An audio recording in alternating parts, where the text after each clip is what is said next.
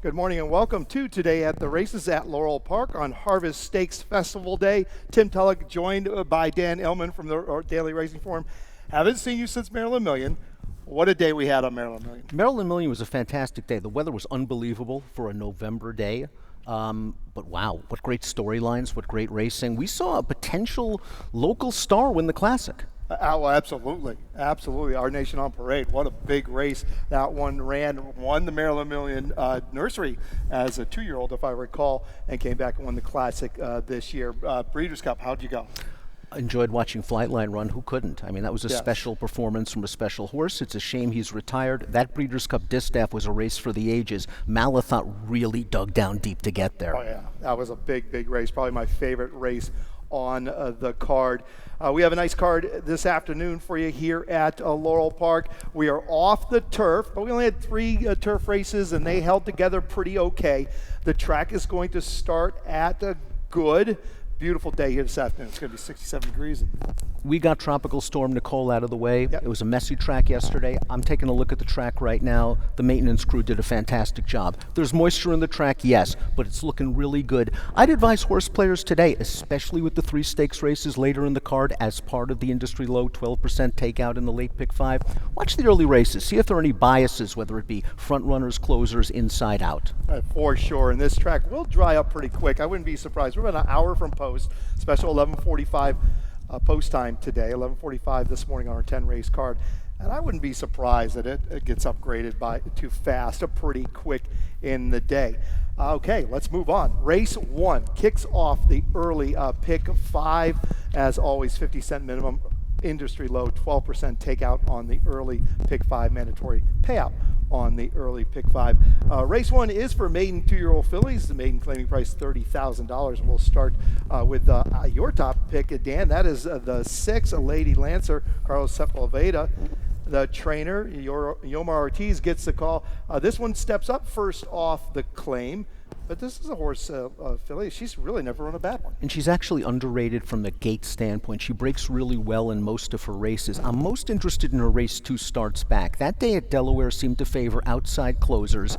The horses that finished first, second, and third, in that 7-horse field, they were 6th, 5th, and last after the first half mile. This horse was carving out the fractions on the lead, only got beat 3/4 of a length in a race where the pace collapsed. Yep. I upgraded that effort. I think 5/8 last time was a little sharp for her. Going to 6 furlong, she's going to show speed today. Hopefully she gets some clean air and not some slop in her face. Yeah, exactly. A good break is going to help her also. But being on the outside, Ortiz should be able to keep her out in some clean air. I have the 2, Ellie Victorina, on top for Brittany Russell. Sheldon Russell gets the call. This one's dropping while adding blinkers for the first time. Doubtlessly the horse to beat for Brittany. This horse ran well last time out. I'm not sure she loved being down inside. I like that they're putting blinkers on, and I think with the class drop and the blinkers on, she's going to show a lot more speed. Work since that last race on October 16th. We'll take a quick look at the 7 that we both have a little interest in. This is Ride the Rapids for Dale Capuano. Drops in class and gets back to a main track where she didn't run that poorly first time out. Love the turf to dirt move here from Dale, and while this horse finished behind Ellie Victorine in the career debut, I thought that was an inside bias track at Pimlico. This horse was 3 wide on the turn, split horses, very late to change leads. I think we're going to see a much improved effort. We got bumped on out of there first time out. Clean break certainly won't hurt Ride the Rapids. 2-7 for myself in the opener. 6-2 for Dan. We'll move to race number 2. Race 2 kicks off the early pick 4. I did a ticket on the early pick 4, substituting for Keith. Let's see if I can get it done. I'm going to single right off the bat. I'll either live or die right now. I won't have to sweat it out. But I'm going to single on the 2, asking for Baskin for Rudy Sanchez Solomon in race 2. Race 3, I spread there. I used the 1, the 2, the 5, and the 7. Race 4, 5, and 7. And in race 5, I go 6, 8, 12, and 13. $24 ticket on the early pick 4. And as the old late great handicapper Harvey Pack would say back in the days in New York, if you get knocked out with your single in the pick 4, there's always the pick 3 in the next race. That's exactly right. And our man Harvey, he would say a lot of things, and some things that you couldn't even repeat today. That was tame. Or you couldn't even repeat some of that stuff today. All right, this one comes off the turf, 5.5 furlongs on the main track, 3-year-olds up, which have started for a claiming price of $12,500 or less, or claiming price $20,000. We'll start with your top pick all the way out there on the outside. This is the 13, Shiraz for Mike Trombetta, Horacio Caramanos. Been running the figures on the grass, hasn't seen the dirt for a very, very long time. You took the words right out of my mouth. This horse hasn't run on dirt in over 3 years. If you go way back in the Wayback Machine, capable of running an 89 Beyer speed figure on dirt in an off-turf race at Belmont Park. Trombetta and Three Diamonds Farm have done well together. I like the fact that this horse is in the Trombetta barn. This horse has earned almost $500,000 the hard way. Trombetta's 3 for the last 11, 351 ROI going from turf to dirt sprint. I think it's an interesting move that they're putting him in this race. Well, I went back and checked right before we came on air. I said, I got to make sure this horse is still in here. And then sure enough, he was. As I said, the 2 is my top pick in here, Asking for Baskin. This is my single on my early pick 4. Trouble in her last race where she got checked at the half-mile pole. But 2 previous races on the main track, one of those races at this level, big efforts. Horse loves a wet track, and he has speed. And in these off-turf races, especially going 5.5 furlongs, I think you want to be on or near the lead. And this horse has the class to compete with these runners. Charlie Marquez takes them out. Geron Barbosa off all his mounts today. But the best news we've heard all day is that he was working horses in the morning. He had a terrible spill early in the week. The initial prognosis was maybe he broke a bone in his wrist. No, he's doing great. We'll see him Friday. These young kids, they heal quickly, way better than you and I or anyone else. Pound for pound, the guys and gals in the jocks room are the toughest athletes in the world. They are quite tough and very, very fit. Race 2 does kick off the early pick 4. Race 3, 3/4 of a mile for 3-year-olds and up, which have never won 3 races, claiming price $16,000. And Dan, you like the 2 appraisal, make the rider Charlie Marquez. Barbosa off, Marquez on. This one drops back down to the level of the claim. A little bit of a reach in here because I'll admit that your top pick, Cozy's Wildcat, is way the horse to beat. It looks like the lone speed and is coming off of a huge figure effort. Maybe the wet track will be a little bit of an equalizer. Appraisal has run well on wet in the past. I like the performance 2 starts back. He ran into the slop-loving Jerry's Gem, who we'll see a little bit later on, over a speed-favoring track. And I thought he did well, only to get beat 4 lengths. Last time out, he didn't run very well. I liked how he finished, though. He galloped out okay. Brian Brooks, 3 for the last 7, $4 ROI, second off the claim. He scored last week, second off the claim with Cage Pixie. Yeah, he did too. And look, that was against a bit tougher. Gets back to a level that he's handled before. I do have the 5 on top, Cozy's Wildcat, David Howard, Angel Cruz. This one's just been in really, really good form since getting back to the races in April and coming off a nice win. Oh, a very nice win. And we'll love the tactical speed. Sat just off it last time out, but I think in this spot, you're going to go to the front with Cozy's Wildcat and try to take no prisoners. This horse should be a deserving favorite, 4-time winner, taking advantage of the beaten condition. Just lots to like. A lot to like here with Cozy's Wildcat, with strong figures for this group for sure. We both kind of like the 1 Dream Happy a little bit for Robbie Bales. We're going to take a look at his race from June 24th. Now, this is the last time that Dream Happy has run at this $16,000 level, getting class relief today. And it was over a good track. The last time he raced over a wet track, he showed very good speed in this race. As you saw, he opened up, he came off the rail. He was just better than these horses that day, and he earned a very respectable 75 Beyer speed figure. Now, the speed hasn't been there in his subsequent 3 starts. There's not a lot of pace in here. Maybe they get aggressive. Get aggressive. They're going to need to. He's breaking from the fence. He was running against tougher. He tried 8 ends at Charlestown. That's still tougher than the 16 here on most nights, and then a couple 25,000 beaten races here in Maryland. So he's getting some relief also here in race 3, 2-5 for Dan, 5-7 for myself. We'll move to race 4. This is for fillies and mares, the old-fashioned wide-open nickel, as my friend Stan Salter would say. Going 3/4 of a mile on the main track. We both have the 5 on top for Claudio Gonzalez, Shackelford County. And Dan, you brought us a stat. I Let's see did. how this stat reads. Claudio Gonzalez starting to get hot a little bit. Dirt sprints between April 28th to November the 7th, 5 for 14. That's a nice winning percentage and a very nice ROI. $2.71. The layoff, the main concern with Shackelford County. It is a concern. Some of these layoffs, Claudio is pretty good at. This, a little bit more of an extended one, not quite as good, but first time with the trainer is about 25%. So, Oh, no, you have to respect Claudio with just about absolutely. any trainer stat. Sure. I think the concern is the last time we saw this horse, he won easily. If you watch the gallop out of that race, they pulled him right to the outside. It didn't look like he galloped out very well. The next thing you know, the claim is It was voided, That's and right. that's a worry. But in Claudio, I trust, and I trust this horse's tactical speed. Yep. And I like having that information. That's valuable information where you can see if a claim is voided. I certainly applaud the form for keeping that in. 3 works since that last race in April. We like the 6 a little bit. Domineer for Kieran McGee. Blinkers go on. First time off the claim. Isn't this the speed of the race? I mean, I just think Domineer's faster than Shackelford County. I think that she's going to get to the front, especially with the blinkers on. Kieran off the claim is fantastic, although I wonder about this blinkers on move for him. I've seen Kieran put cheek pieces on, things go well. Blinkers on historically have been okay, although not recently great numbers. I'm a little bit concerned about the blinkers on. Carol Cedeno is going to take them out. I think she's going to hustle Domineer out of there. Probably coming. Yep, Carol Cedeno gets the mount here this afternoon. Beaten favorite in his last race right here at Charlestown, but is now in the barn of Kieran McGee on a little bit of a drop. The 2 Miss Malfeasance, Pedro Nazario. Look, returns at a similar level where she's found some success before. I think she might have been pace compromised in the last race. If you watch that race at Delaware, they ran 1, 2, 3 around the track. The speeds did not stop. She was sitting in third, and she actually tried very hard in between horses. It was a good performance for her, and although her muddy track race 2 starts back wasn't very good, she has run well on wet in the past. I'll give it a try. Miss Malevolence? Miss Malevolence. There you go. That's the way it goes. Miss Malevolence. I'm going to practice for this afternoon. Race 5. Race 5 kicks off the Rainbow Pick 6. We have a carryover from yesterday. Let's get this carryover. We have that carryover. There it is. $25,676. Yes, nice carryover for sure.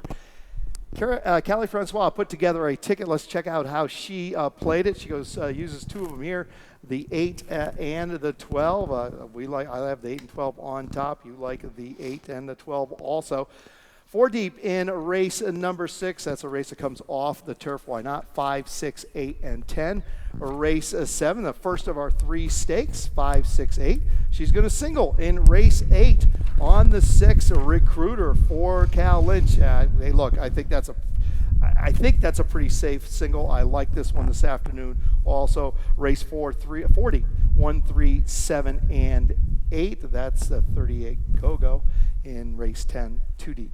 2 and the 12. What do you think? Callie, I think this is a solid ticket, and I think Cal Lynch is a very strong hand with 2 potential future stars in these 2-year-old races. Yes, he's a very, very good with these young horses. We'll talk about that in a little bit. Right now, let's talk about the start of the Rainbow Pick 6. Maiden fillies, 2-year-olds, claiming price $12,500, and we'll start with the 12, which is your top pick. And that is Galactic Tide for Courtney Young. Look, I like this pick. Good effort when dropping this level in the last. It was a really solid performance because this horse did a lot of work. It was a tale of 2 trips between Galactic Tide and Dunder Boss, who are both back in this race. Galactic Tide battled in between horses, put away the 2 pace pursuers. The next thing you know, Dunder Boss is right at Galactic Tide's neck. Galactic Tide fights Dunder Boss off, and unfortunately, the closer comes and gets Galactic Tide. This is a tough post position. This sire, Motown, first crop stallion, 21% limited data on wet tracks. Track might be fast by then. Dunder Boss, though, very, very dangerous. Your top pick.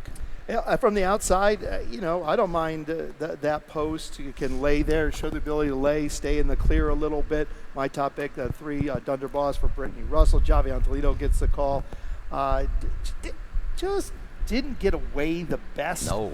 first time out, but came with a bit of a run. It was a very strong performance because this horse had the inside post, very intimidating for lightly raced horses, as you know, Tim. I have this filly breaking too slow, and the next thing you know, she's on a prolonged wide move to get to Galactic Tide's flank. It was a long move, and she understandably flattened out. I'm expecting her to break better today, and she's the horse to beat. I think she is the horse to beat for sure for Brittany. Second time out, about 22%.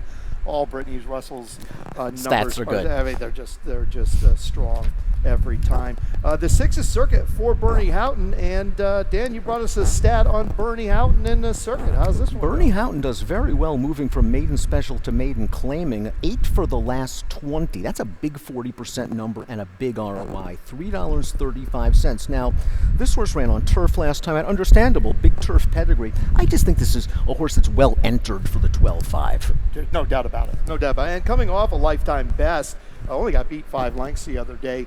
Not a particularly great result, but beaten 5 lengths. But I agree, looking to win with this one. Maybe you sell him, maybe you don't. But you put her away for the winner with a win. And look at the competition in the first 2 races on dirt. Both races where she showed a little bit of speed. She caught a key race in her debut, and I think she caught her stablemate Midnight Pride, who came back to win a stakes race at Parks, second time out. There you go, Circuit in race number 5. We need to take a quick break, but when we come back, we'll get into our stakes action. We're ready for the start. They're off.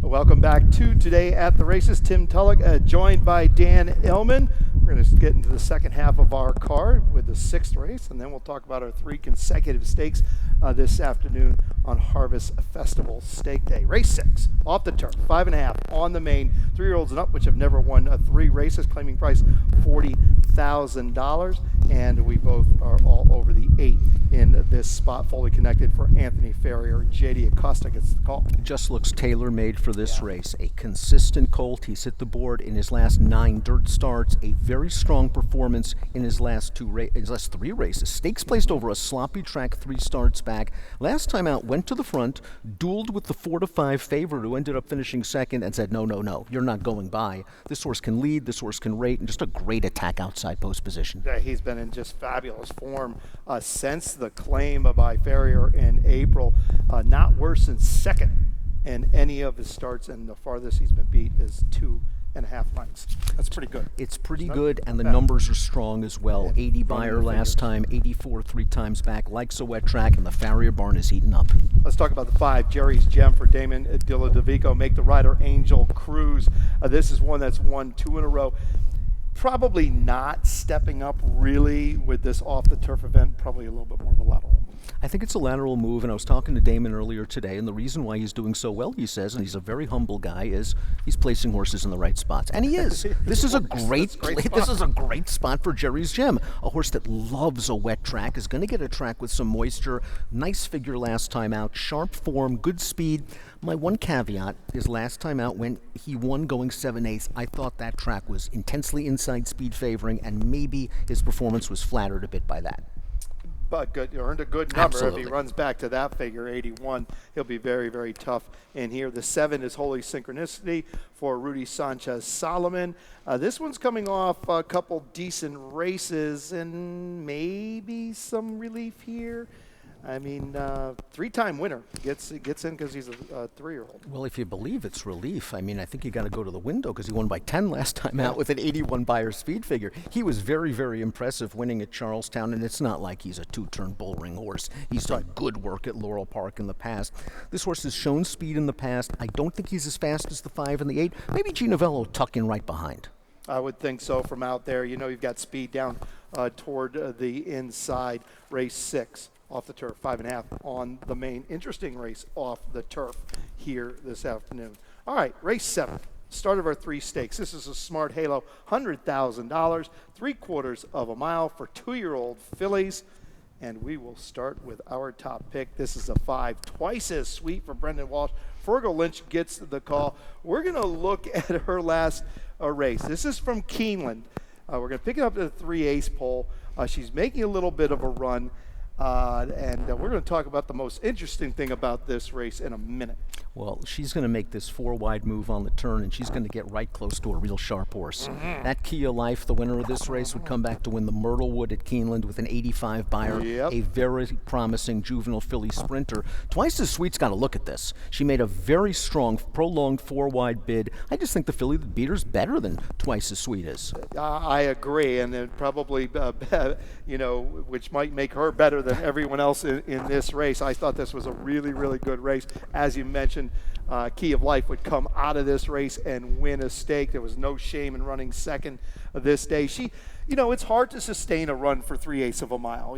Most horses don't have a 3/8 mile run in them. They've got a quarter at best, and she had to start working at the 3/8 pole and ran into a gorilla that day. 3 works since that last race. The 8 is a Desolute for our man Cal Lynch. Easy winner in debut, big figure. It doesn't get any easier than that. And let's just say they threw a lot at this Union Rags filly because that race was run in a driving rainstorm. There was a lot going on for a first-time starter. We know Cal's excellent with these first-time starting 2-year-olds. Dissolute showed what's known as gigantic speed out of the gate, gave them no chance, and she won like in the manner of a stakes horse. She could be loose on the lead again. From the outside, I love speed from the outside. One of those guys that just loves it. 3 very, very sharp works since that race on October 13th. The 6, Diamonds If You Do. We have to mention this one. This is a second-time starter for Graham Motion. Ran second in debut, got beat a half a length at Keeneland. That's not an easy race. It just doesn't matter. Any of those races at Keeneland are not easy. Eligible to move forward, and typically they do for Graham's second time out. They do. That's a huge stat for Graham's second time out. He usually doesn't have him cranked up first time out, which makes me think, A, this horse can run because this horse was favored in an 11-horse field. Everyone saw Graham's numbers first time out, and yet this horse took a ton of money. This horse also got a really nice trip, saved ground, shot through along the inside, looked like she was going to win. Maybe the 7/8 a little bit too far first time out for her. I think she's going to run a lot better here, and the fact that she's here instead of a maiden race, they do run maiden races, Tim, and I know Graham knows that too. Yep, but I think it's a good sign. I think it's a good sign, and I agree with you. 7/8 can be a little tricky distance for absolutely. a first-time starter. It's an extended sprint. It can be very, very tough. Good-looking race here in the Smart Halo, but we both agree the horse to beat is 5, twice as sweet. Race 8, the James F. Lewis III, 3/4 of a mile, $100,000 for 2-year-old boys. And we're going to start with the 6. This is my top pick, and this is the undefeated Colt Recruiter. And we're going to look at his last race right here at Laurel over a sloppy track. This was on October 2nd, and that's not no schlep of a horse that he's beating on the inside. He beats Johnny Z from Albany in this race, and Johnny Z from Albany, of course, came back to win our Maryland Million Nursery with a very strong 84 buyer speed figure that really flattered Recruiter's performance. Obviously, this one likes a wet track. He is also obviously fast out of the gate, and I think he's helped a little bit by the scratch of the 4 Where Is Mike, who was one of the potential speed horses. Honeyquist, the 7, might push Recruiter early. May push that one, but Honeyquist, I look at that race. Honeyquist is going to have to go a little faster without Lasix for the first time than he's ever had to go before, because you look at that fraction. The Recruiter doled out at Monmouth, 22, 44, and 4, flat getting it. Honeyquist has never run that fast, so we'll have to see how it goes. And being placed on a hard chase kind of puts Javion Toledo in a tough spot, doesn't he? Because he's going to either have to go after Recruiter, and if he somehow gets the better of Recruiter, there might be a quality closer or two coming after him. You do have the 5, Riccio on top for John Robb. Turns back after a troubled trip going a mile. I got to tell you, this horse is not too far off. he's going to need a little bit of pace help turning back from a mile, that's get for it. sure. I wonder if his greenness is the reason why he gets into trouble. You look at his start, 2 starts back in that first state dash, he broke real sharp in that race, he's in between horses, he gets bumped a little bit in tight, and the next thing you know, he drops all the way to the back of the pack, and it looks like he's going to run last, and then he re-rallies. Similar situation last time, steadied on the rail entering the far turn, drops back, comes with a little bit of a run. I talked to Jerry Robb earlier this week. I know he's not happy about running this horse without Lasix. Most trainers don't like running their horses without Lasix, but I still think there's something here, and he's run well on a wet track in the past. Yeah, I mean, I think it's the future. I mean, everyone's got to start getting used to it or figuring out a way to do it. The one is Heldish for Brittany Russell. Sheldon Russell gets the call. This one chased Johnny Z all the way around there in the Maryland Million Nursery. 84 buyer for Johnny Z. This one comes back with a 73.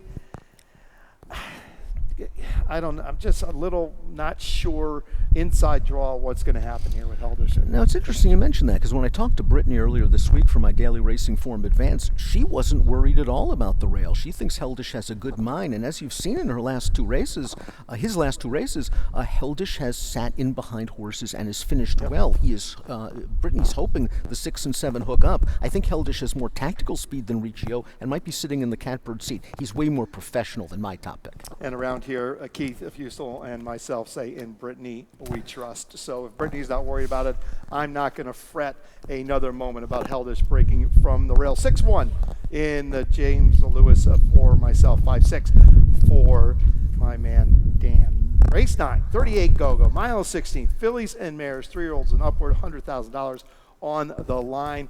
We will start with the 3. This is Berate for Shug McGay. Fergal Lynch gets the call. Let's look at this video from October 2nd at Churchill Downs, Dan. I thought this was impressive. Shug's figured out what this horse wants to do, and that's go 2 turns on the dirt. It took a while, but they got there with Berate. Loved the way this horse settled into a stalking position on the outside. Great tactical speed. Now it's got to fight a little bit and grind this out, but you notice very professional, stays on her right lead, does everything right. Shug told me, listen, she's a well-bred filly. We're looking to get some black type, and I think they're looking to win this race. The 4th finisher from the race we're watching right now did come back to win on turf at Keeneland with an 82 buyer. I just thought that was a really impressive race right there. Like you said, she got into a little tussle mid-stretch, stayed straight, stayed professional, and just kept on getting it and grinding away and getting that nice win with a lifetime best that particular day. And Shug's a Hall of Famer, but I do have a stat. 7 for his last 17, 41%, 279 ROI with last out winners returning in dirt rounds. Not bad. Not bad. We could live with that. I could, especially at 9-2 on the morning line. There you go. The 1 is Malibu Beauty for Gary Capuano. Georgie Ruiz gets the call. This one's been in good form all year, Dan, going short or long. Doesn't matter what you do. I mentioned this on Maryland Million Day. Gary Capuano has masterfully managed this mare's campaign. It seems every time he enters her, it's in a great spot, whether it's in off-turf stakes races where she can make hay, the Maryland Million Distaff where she ran great behind Phil Desprez, probably our best local filly and mare sprinter right now.